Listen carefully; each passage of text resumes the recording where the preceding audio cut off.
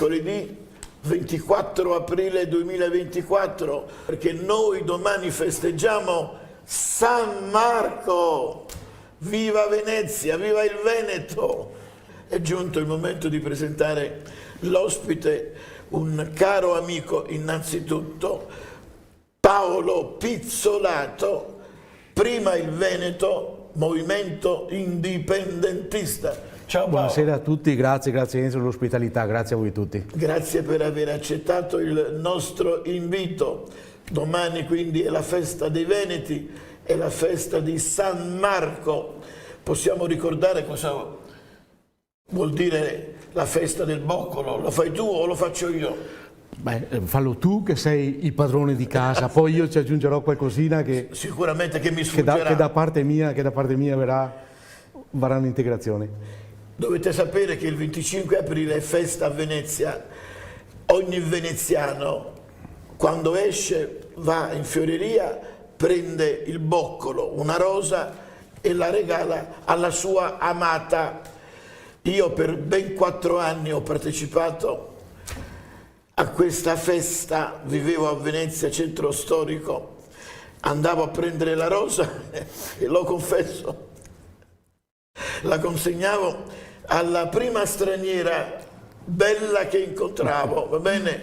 Facevo pochi passi, io abitavo a San Stefano, poi sono stato a San Staio, ho cambiato, ma dovunque andavo mi dirigevo verso San Marco e davo la rosa alla prima ragazza che mi piaceva, accompagnavo anche il tutto con un bacio e queste ragazze, ero giovanissimo logicamente, mi dicevano what, che cosa? E io spiegavo il motivo della consegna della rosa. C'è anche una antica leggenda al riguardo, non so se sia vero o meno, ma non la dico per motivi temporali, è per dare l'opportunità a Paolo Pizzolato, da buon veneziano, di dire la sua. Sì, io sono legatissimo a questa tradizione che tu hai proprio specificato molto bene. La leggenda vuole, in pochissimi secondi, che un ragazzo sia partito per le crociate e sia stato purtroppo ucciso lasciando la sua amata a Venezia e morendo abbia chiesto praticamente al commilitone che gli era a fianco di portare questa rosa bianca, che era bianca in realtà, diciamo, alla sua amata per ricordare per tutta la vita l'amore che lui gli aveva dato. La rosa è arrivata rossa macchiata del suo sangue e da quel momento lì la tradizione millenaria vuole che il 25 aprile, il giorno di San Marco, ognuno di noi veneti puro sangue possa regalare una rosa rossa alla propria amata o almeno alle persone a cui vuole bene. Io sono di adozione veneziana, Veneto, non sono puro sangue perché io sono un puro sangue napoletano, però uno dei tanti meridionali che si è ben inserito al nord. Prima di andare a trattare alcuni temi che ho scelto io, c'è una notizia appena battuta dall'Ansa che io non sapevo, ha del clamoroso, ho voluto leggere dai notizie per favore. Sì, è di circa un'ora fa la notizia che ho appena fatto vedere anch'io a Spatalino perché l'ho ricevuta proprio via telefono in questo momento, che in commissione a Roma è stata bocciata quella che può essere la trattativa per l'autonomia, i lavori per l'autonomia, 10-7 perché all'interno della commissione la Lega non era presente e aveva abbandonato i tavoli, per cui si dovrà rifare completamente tutto quanto o almeno cercare delle modifiche per cercare di capire come portare avanti quella famosa autonomia che tanti stanno raccontando per farsi belli, per fare la bocca grande, scusate il termine veneziano, nel momento delle elezioni, ma però che nessuno vuole, compresa la Lega, da quello che si vede all'interno del suo comportamento. E io che ero il segretario provinciale della Lega e che con la zona di Cavarzere avevo tanto a che fare e che amavo direttamente, sinceramente resto perplesso, stupito e notevolmente amareggiato dai suoi atteggiamenti, dagli atteggiamenti di questo partito politico, soprattutto in questi ultimi mesi. Mi sembra strano che i rappresentanti della Lega in commissione siano usciti. Ho letto bene anch'io, sì. Perché pochi minuti fa, quindi ho dato una letta, sicuramente i giornali domani ne parleranno nella maniera più approfondita possibile. La notizia che mi ha colpito, non so se sei al corrente, di Piero Fassino, è stato trovato, eccolo qua. Sì, che è stato trovato con un profumo all'interno della tasca, praticamente all'ingresso dell'aeroporto, se non sbaglio, nel momento in cui si stava imbarcando all'aeroporto di Fiumicino. Lui si è difeso e ha detto: l'ho messo in tasca per errore. Ha del clamoroso. Ho fatto i complimenti alla guardia giurata antitaccheggio perché l'ha fermato. Ha detto: cosa ci fa lei col profumo? Lui visibilmente in difficoltà ha detto: non lo so, non ho capito. Io poi ci ho messo il mio, ho detto forse il profumo aveva le gambe e è andato a finire nella tasca di Piero Fassino. Per quei pochi che non lo conoscessero, è un esponente di spicco del Partito Democratico, quello che mesi fa si distinse perché si alzò, prese la parola in Parlamento brandendo il foglietto del suo statino, dello stipendio, dice: come fai a campare con 4.700 euro al mese? Poi venne sconfessato, fece una bruttissima figura, disse non è uno stipendio d'oro e agitava il cedolino. Si era dimenticato delle altre aggiunte che loro prendono sui 15.000 euro al mese. Un tuo giudizio su questa notizia che ha del clamoroso, perché una persona che ruba un profumo per 100 euro, non sai cosa dire di questi politici. I ladri ci sono dappertutto, attenzione, a destra, a sinistra, sopra, sotto, ma se fosse una cosa del genere successa a qualcuno del centrodestra, apriti cielo, sarebbero già andati in piazza, avrebbero chiesto le dimissioni del governo. Il tuo parere? E dopo, regia, dopo che ha finito di parlare, Pizzolato, apri i centralini, dopo, grazie. La mia amarezza è globale, Enzo, va da sinistra a destra, perché dopo aver visto il risultato di quello che è successo con la Santanchè, dopo aver visto Fini, cosa è successo con l'appartamento, con la casa praticamente a Monte Carlo, dopo aver visto anche questa piccola sceneggiata che potrebbe anche essere una cosa, per carità, che finisce in una bolla di sapone, una dimenticanza o qualcosa, lascia sinceramente perplessi che l'Italia politica sia questa immagine che diamo ogni volta a tutti gli altri stati europei e che sinceramente ci fa sempre identificare come se fossimo delle persone completamente diverse dagli europei. Noi tante volte parliamo di PNRR, di tutte quelle cose lì. Guarda che in Europa, come italiani, non siamo mica tenuti tanto in considerazione, sapete. Cioè, voi pensate che la politica possa essere una bella cosa, vedete la Meloni che va in giro per il mondo di qua e di là, che parla con questo e con quell'altro. Come popolo non siamo ben viste dall'Europa, perché siamo considerati metà popolo mafiosi, persone che i soldi che vengono gettati addosso a noi, il famoso PNRR, potrebbero essere consumati dalla mafia oppure non spesi in maniera dovuta, persone che non sanno correttamente come comportarsi quando è il momento di votare, gente molto lassista, per cui non è un bel vedere questi incrementi politici completamente negativi che ledono quello che è l'immagine del nostro paese, che invece è un bel paese. Mi dispiace purtroppo sentire certe volte l'Italia bellissima, peccato che ci siano gli italiani, perché anch'io sono nato qui, ho fatto fatica a crescere in una famiglia molto modesta, molto povera per non dire. Mio papà, visto che domani è il 25 è la liberazione, farò un passaggio dopo anche su quello che è successo a mio padre quando è stato preso prigioniero, per cui vedere tutto questo sporco, questa sporcizia costante e continua, vedere questa gente che con 50 euro compra voti e va avanti così, sinceramente lascia notevolmente perplessi e non riesci neanche più a reagire dicendo che non è vero, perché effettivamente la realtà del nostro paese è questa, una sporcizia totale e continua.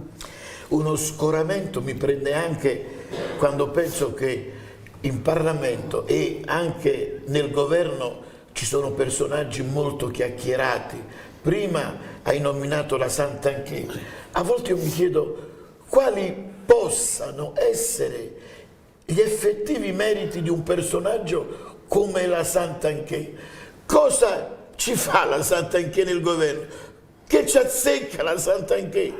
Io che sono del centrodestra, perdonatemi, mi vergogno di essere rappresentato da certi personaggi, non faccio nomi, è una vergogna. L'Italia è caduta molto in basso. Faccio un passaggio su quello che giustamente ha detto nei confronti della Banca d'Italia che vuole queste case green.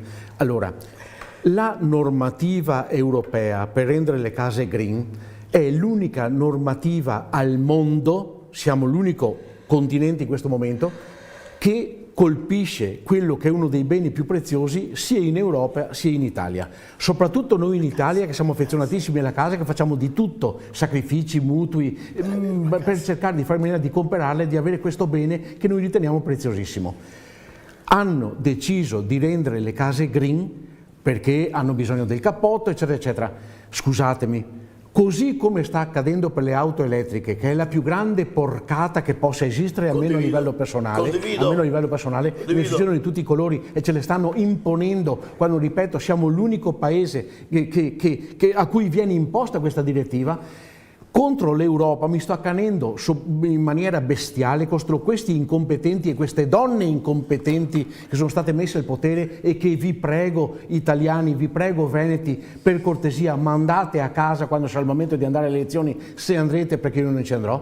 Succede questo. Non vai a votare? Non vado a votare perché non meritano di essere votati i partiti che vogliono andare alle europee, non meritano le persone, perché ho visto personaggi che sono addirittura sotto indagine candidarsi, perché come al solito l'autista del pullman deve avere determinati requisiti per cui la fedina penale è pulita. Questi invece qualcosa riescono a saltare, per cui mi vergogno e non vado, per non essere uno dei fessi che andrà a rinnovare eventualmente questo governo europeo che merita solo di andare a casa. Aumento dei tassi che sono andati al 4-4,5%, ve lo dice un dipendente di banca, non serviva assolutamente per combattere l'inflazione, sono stati dei vergognosi e ve lo dico io, perché noi banche ci siamo messi in tasca tanti di quei soldi con gli utili relativi all'aumento dei tassi che non avete nemmeno idea, ci hanno perfino addirittura incrementato il nostro premio di produzione. Il discorso delle auto elettriche, che è una bidonata pazzesca, è l'unico posto, l'Europa, dove si sta incrementando questa cosa, in tutto il resto del mondo non può fregare di meno, anche se è giusto per cercare di perseguire una politica verde, eccetera, eccetera. Ma il discorso delle case, dove abbiamo case, ho la casa di mio suocero che è ridotta in uno stato pietoso, questo non ha i 60, gli 80, i 100.000 euro per poter essere messa a posto, per poter essere venduta o affittata, una cosa vergognosa, con una pensione di 980 euro, i proprietari a fare non esiste. Altra piccola cosa, e questo lo dico per i verdi, per le persone, facciamo il cappotto all'abitazione per fare in maniera che passi di categoria. Intanto la categoria è al massimo fino alla D per poter essere affittato, per poter essere venduta. Ma il cappotto, scusatemi tanto, visto che sono anche parente di un grosso imprenditore edile della zona del Trevigiano, ma sapete cos'è il cappotto? Il cappotto è un pannello fatto di polistirolo, di plastica, e con la plastica ci rendono la casa green. E adesso mi fermo.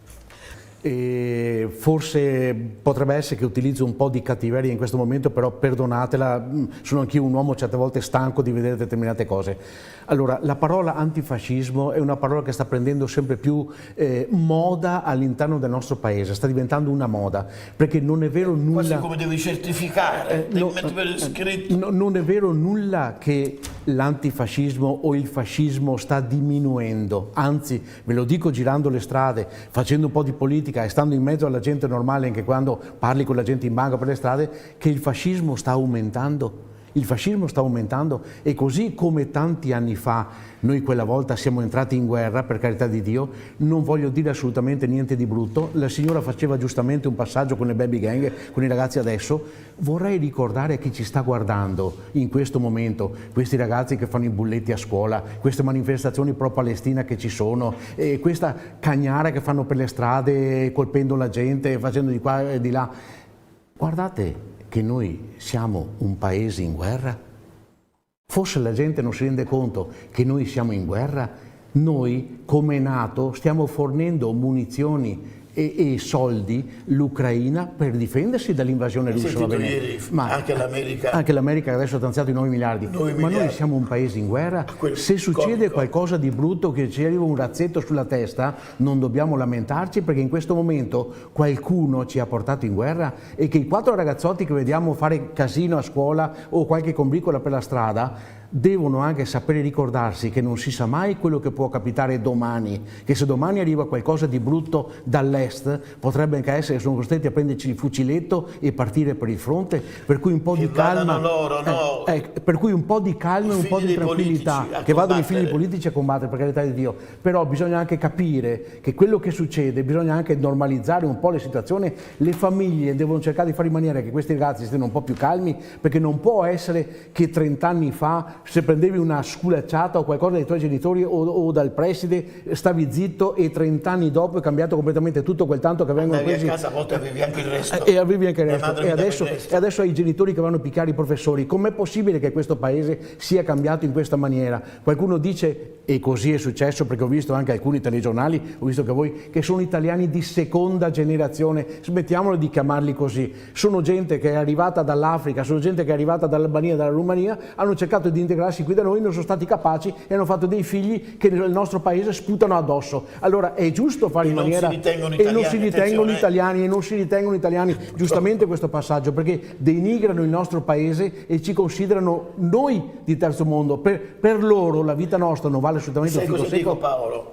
Perché non se ne vanno? Se c'è qualcuno all'ascolto, qualche diretto interessato, escludo che ci sia Perché qualche qui si sta giannizzero bene, giovane. perché qui si sta bene, Ma perché... i genitori, ci sarà qualche genitore? Ma perché non ve ne andate nei vostri paesi di origine? Perché Invece qui di si stare sta in bene. Italia, controvoglia, malvolentieri. Lasciate l'Italia. Qui nessuno li caccia, in prigione quando vanno a una festa Nessuno li grande, costringe. li mandano fuori direttamente quando compiono qualche reato perché sono privilegiati, all'ospedale hanno una linea privilegiata, sul lavoro una linea privilegiata. Scusatemi, tanto perché lo sappiate, un piccolo report pervenuto dalla Banca d'Italia, 2 secondi solamente, lo sapevate che per la prima volta nel nord e soprattutto nel Veneto negli ultimi 10 anni è aumentato il numero delle famiglie povere rispetto al sud? Adesso finisco con questo punto di domanda e poi lascio spazio ad altri.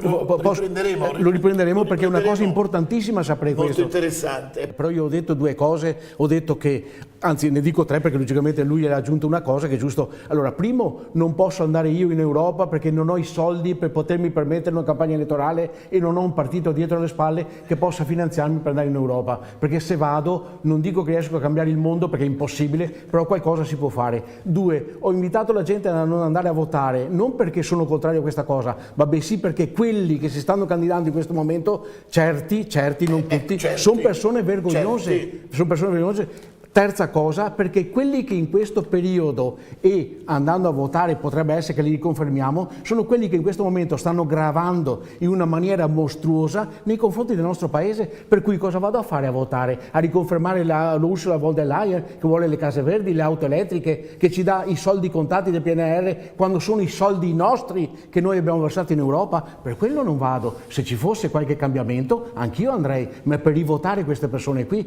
i partiti che ha detto signori i partiti sono solamente quelli nazionali, quelli grandi, quelli soliti, non c'è mai un partito indipendentista, quelli catalani li mettono in prigione e gli altri restano completamente, per cui andare a votare chi? Persone che hanno già 2-3 incarichi come deputati, come presidenti di qualche associazione, di qualche ente. Lo sapete che è il terzo incarico di queste persone che vanno in Europa, portano a casa 20-25 mila euro con gli incarichi che hanno e io devo andare a votare per queste persone? No, non vado a votare per queste persone. Poi la gente se va a votare, certo è una scelta libera, poi la gente se va a votare fa benissimo, però che mi trovino qualcuno che vale la pena di votare. Io per adesso non l'ho ancora trovato. Ci sono tanti partiti all'interno dei quali ci può essere qualcuno. Certo. Io sono ancora incerto, devo dire la verità, forse andrò a votare perché c'è la preferenza, non andrò più a votare per le politiche perché lì mi impongono i segretari dei partiti, mi impongono i nominativi e non sono più d'accordo. Io devo scegliere, quindi andrò a vedere se c'è qualcuno che merita la mia fiducia. Ho la possibilità, sono facoltizzato a scegliere e questo mi induce un po' ad andare a votare. È un diritto, dovere, diritto, dovere.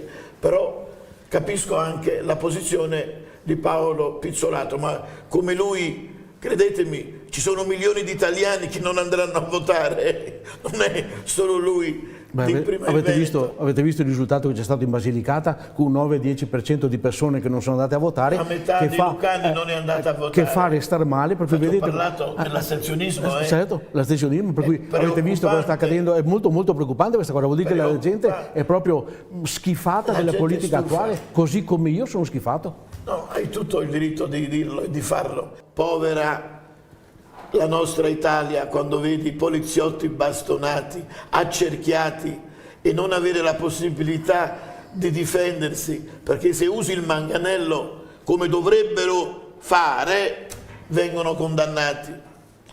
Paolo, lo Stato, dov'è lo Stato? Il bello che abbiamo a Roma un governo di centrodestra, non ho parole. Un tuo commento al riguardo, è l'impotenza dello Stato. Prigioni allo sbando quando locali e luoghi ce ne sarebbero tantissimi da mettere a posto. Guardie che vengono sottopagate praticamente e che non sono all'altezza di seguire cose di questo genere. Poliziotti che sono sempre meno e sempre meno pagati. Cioè, ci troviamo di fronte alla realtà di un paese che diventa sempre più violento, anche, scusami Enzo, con l'inserimento di questi personaggi, diciamo, di seconda natura, chiamiamoli così, pervenuti in Italia, arrivati in Italia, e che solitamente sono sempre quelli che mettono in moto i casini o la confusione, come si è sentito oggi, come si può vedere, si può sentire tranquillamente ogni telegiornale, ogni volta che ascolti qualcosa. Scusatemi, io mi chiedo il perché la gente, l'italiano di turno, la persona che non fa del male, che è tranquillo, sereno a casa, non possa mai essere tutelato, soprattutto per una cosa: questa gente, una volta presa, non ha mai la certezza della pena. Non ha mai la certezza della pena.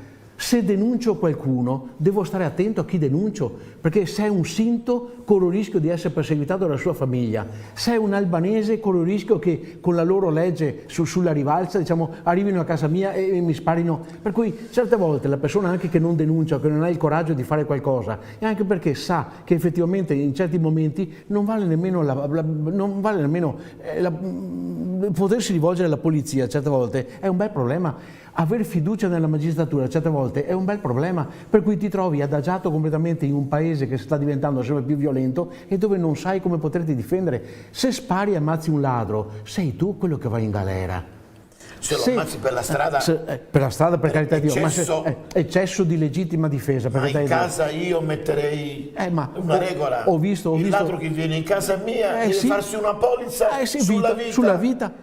Però, che nessuno ti ha invitato, vieni a casa mia a rubare, io se ho la facoltà ti stendo. Però se lui viene in casa tua con il coltello e tu gli spari con la pistola, c'è un eccesso di legittima difesa, per cui corri il rischio di beccarti gli 8 anni. Con 8 anni sei completamente sporcato. È per quello che non cambiano la legge. Cioè, mi chiedo, in questo paese dove stia andando a finire, giustamente.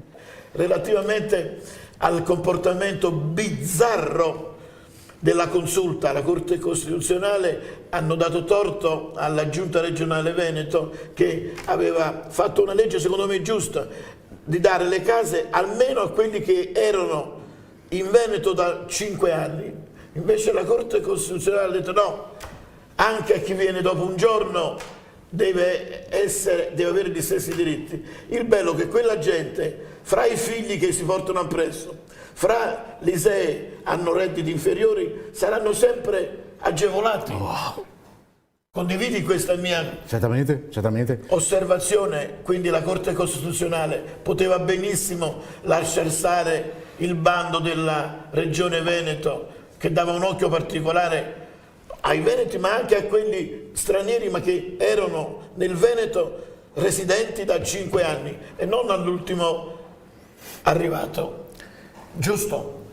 Posso levarmi un sassolino dalla scarpa? Anche 2 sassolini. Il camion di Ghiaia me lo leverò via la prossima volta che vengo qui, Enzo, per cui spero che Giuseppe sia ancora in linea. Sentiamo per cui lui ha detto da Mestre, perché noi siamo una quarantina, andremo a votare per Salvini, che è il nostro idolo.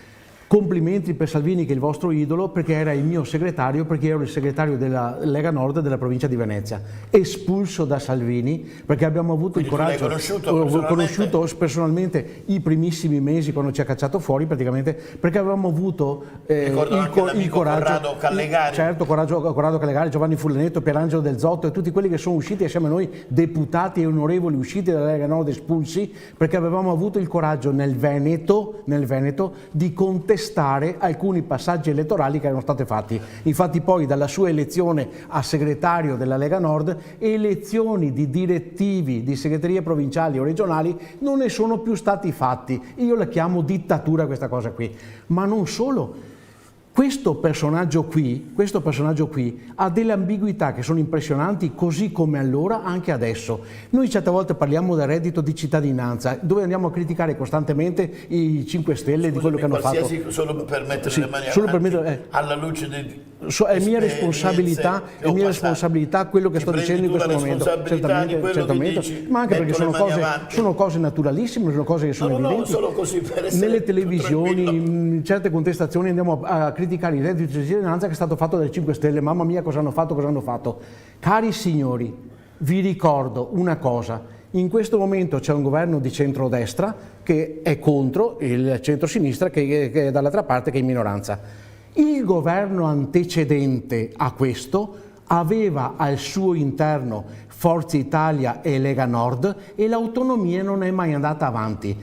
3 governi fa chi comandava e che ha fatto il reddito di cittadinanza non erano solo i 5 Stelle, c'erano i 5 Stelle con la Lega Nord di Salvini, per cui se stiamo tanto criticando quello che sta accadendo, il reddito di cittadinanza, PNRR eccetera eccetera, sappiate che l'unica che non c'era nel governo antecedente era la Meloni, che adesso sta governando anche lei, per carità di Dio, con dei risultati economici che vorrei leggere, peccato non ci sia tempo, ma 2 governi fa il buon Salvini era con i 5 Stelle che ne ha fatto di cotte e di crude e adesso sta pensando solo e esclusivamente con quello che sta accadendo nel nord, se mi permetterai un mini passaggio di quello che è arrivato come report, sta pensando solo e esclusivamente al ponte di Messina, del nord si è dimenticato. Voi non avete un'idea delle percentuali che sono arrivate ieri, di quello che è il grado di indebitamento e di povertà che sta accadendo al nord, dove qualcuno si è messo le manine negli occhi facendo finta di non vedere. Per cui dico, scusate lo sfogo personale, ma se queste persone sono quelle che voi andrete a votare e che voi volete votare, mi dispiace, mi dissocio.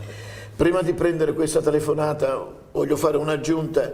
Io ho sempre criticato Matteo Salvini, va bene, perché è stato troppo leggero, ha ragione Paolo Pizzolato, la Lega governava con i grillini, si è fatta fregare, mi perdoneranno Giuseppe Di Mestre e gli altri, sapete che io sono abituato a dire il mio pensiero, la Lega doveva impuntarsi. Certo. Volete il reddito di cittadinanza? Avrebbe dovuto dire, ok, firmare un patto, qualcosa, ve lo diamo a condizione che voi ci date l'autonomia. Certo, e invece stiamo ancora andando avanti. I grillini furbi hanno prevalso, hanno ottenuto il reddito di cittadinanza e Salvini, perdonatemi i leghisti, è rimasto con il cerino in mano, non ci sono altre chiavi di lettura. Questa è l'unica, l'hanno gabbato perché io al posto di Salvini mi sarei imposto, avrei fatto le barricate, col cavolo avrei dato al Movimento 5 Stelle il reddito di cittadinanza, mi davano prima l'autonomia, do ut des, tu dai una cosa a me e io una cosa a te, invece non è successo questo. Credetemi, altre storie sono prive di fondamento, questa è l'unica verità. Penso che tu sia d'accordo con me. Che ragione. Parlavo della... hai mai sentito parlare della luxuria? Mamma mia, dai, povera Italia, dai, lasciamo stare. Altra scodellina di riso data a un'altra persona, perché non c'erano altre persone da poter condurre una trasmissione in Italia. Io ieri ho detto la stessa roba. Scodella di riso. E l'hanno messo a condurre un programma radiofonico la mattina alle 11 insieme a Storacci. Io vorrei vedere i meriti di questa donna, di questo uomo. È per quello che io sono arrabbiato, perché tutte queste minoranze stanno talmente sopravvalendo in Italia che non c'è più spazio per noi. Posso fare un saluto? Certo. Alla tua Marzia. Perciò ho detto all'inizio che bel nome. E prima che io mi perda, perché ogni tanto ho la Teresina, mi dimentico di salutare i parenti, c'è una persona molto importante per Paolo Pizzolato, la gentile signora Marzia Lodoli di Caltana di Santa Maria di Sala. Marzia, tenga duro a un bravo ragazzo, ne rispondo io, mi raccomando, poi prima o poi ci conosceremo, perché Marzia mi piace come nome, va bene? Poi saluto anche i fratelli di Paolo, Orlando, Giorgio, Dino e Nadia pizzolato. Ecco, almeno i saluti li ho fatti. Saluto anche gli amici che ci stanno seguendo in chat. Ciao ragazzi. E tutti i miei ragazzi di Prima il Veneto. Tutti i tuoi ragazzi Di Prima sono il Veneto. all'ascolto? Sono all'ascolto. Li posso salutare anch'io? Sì, sì, altro che. Ciao ragazzi, forza, non mollate, bisogna credere nelle proprie azioni. Buonasera caro Enzo e un cordiale buonasera al tuo cortese ospite. Siamo un popolo odiatissimo, fra virgolette, è vero, ma non solo per le nostre caratteristiche negative, ma anche e innanzitutto per quelle positive, e sono tante. Non posso non pensare che chi tanto si definisce antifascista ha immolato questo popolo quale sacrificio offerto alla Germania, storicamente nazista, e al resto d'Europa. Cara e povera Italia, punto esclamativo. Bellissima osservazione, bellissima Cordialmente Daniela, 30 secondi per commentare. osservazione. La signora Daniela E poi è leggo gli stata altri. perfetta nella sua descrizione. Siamo sempre un paese colonizzato dove ci mettiamo sempre a servizio di tutti e gli altri ci trattano sempre male. Effettivamente è stata giusta questa osservazione perché siamo purtroppo succubi di quello che decide la Germania e di quello che decidono i paesi più grandi che abbiamo in Europa, e anche noi abbiamo dovuto aggregarsi, anche se sinceramente si sarebbe potuto fare a meno, per fare in maniera di poter, scusate il termine, scendere in guerra contrariamente o purtroppo forzatamente rispetto a quello che volevamo noi italiani, per cui sinceramente in questo momento resto basito e perplesso di tutto quello che sta accadendo. Hai un minuto per Senza dire, dubbio, dai, se per caso fai un po' di economia di tempo. Sì, guarda, proprio sono dei report che arrivano dalla Banca d'Italia, che arrivano praticamente da quelle che sono le note informative che pervengono all'interno delle banche. Pensate, per la prima volta la povertà al nord supera quella del sud. In un decennio il numero di famiglie in povertà assoluta era raddoppiato al nord, passando da mezzo milione a 1 milione. Nel 2014 le famiglie povere erano il 4,2% al nord e il 9,6% al sud. Scusate se sono veloce, ma devo logicamente concludere. Nel 2024 il nord è arrivato a quota 8%, per cui è aumentato del 4%, mentre il sud è salito al 10,3%, 1,3%. Ci si chiede come possa essere stato possibile. La risposta politica è che queste sacche di povertà al nord non sono mai state intercettate dal reddito di cittadinanza, che rispetto al sud ha sfruttato al massimo i favori di questa legge, grazie alle aliquote più favorevoli per le popolazioni del sud, e che si è concentrato nelle regioni meridionali perché viene calcolato in base a una cifra standard nazionale di reddito invece che su quantificazioni legate al costo della vita. Praticamente cosa è successo? Siccome che al sud sono più agevolati con quello che possono percepire di contributi praticamente che noi nel nord versiamo costantemente, loro sono stati nettamente più agevolati. Nel nord è cresciuta la povertà, guardate che io ho un grado di debitamento degli italiani all'interno della banca che è inaspettato, mentre al sud sono un momentino cresciuti a livello di meno disoccupazione e logicamente qualche soldino in tasca più. So che sembra una cosa assurda, ma è quello che sta accadendo in questo momento. Ultima nota di 10 secondi: quando vi fanno vedere per televisione 7 milioni di italiani si sono mossi durante il ponte, 5 milioni sono mossi durante il periodo estivo andando di qua e di là, guardate che quelli che vi fanno vedere sono sempre gli stessi 7 milioni di italiani, perché gli altri 53 milioni di italiani certe cose non se le possono permettere. Io che sto più che decentemente devo misurare i miei soldi a fine mese e lavoro in banca, a parte il mutuo da pagare, tutte le problematiche che ci sono, però devo misurare i soldi come tanti altri. Voi pensate che nessuno parla del grado di povertà che esiste in questo paese, ma il grado di indebitamento che ho visto io all'interno della banca è cresciuto nel corso degli ultimi anni in una maniera sporadica e non vi dico nemmeno dove andremo a finire. Bene, prendi fiato. Prendo fiato. Allora, un forte abbraccio a tutti, ci vediamo con l'aiuto di Dio venerdì sera, noi non facciamo il ponte. Dai il saluto. Un ringraziamento e a tutti voi, a te Enzo che sei sempre carismatico, che sei una persona eccezionale, e soprattutto ricordatevi una cosa: festeggiate San Marco, perché il nostro patrono è la nostra festa, e viva San Marco e viva il Veneto. Grazie, viva San Marco, viva Venezia, viva il Veneto!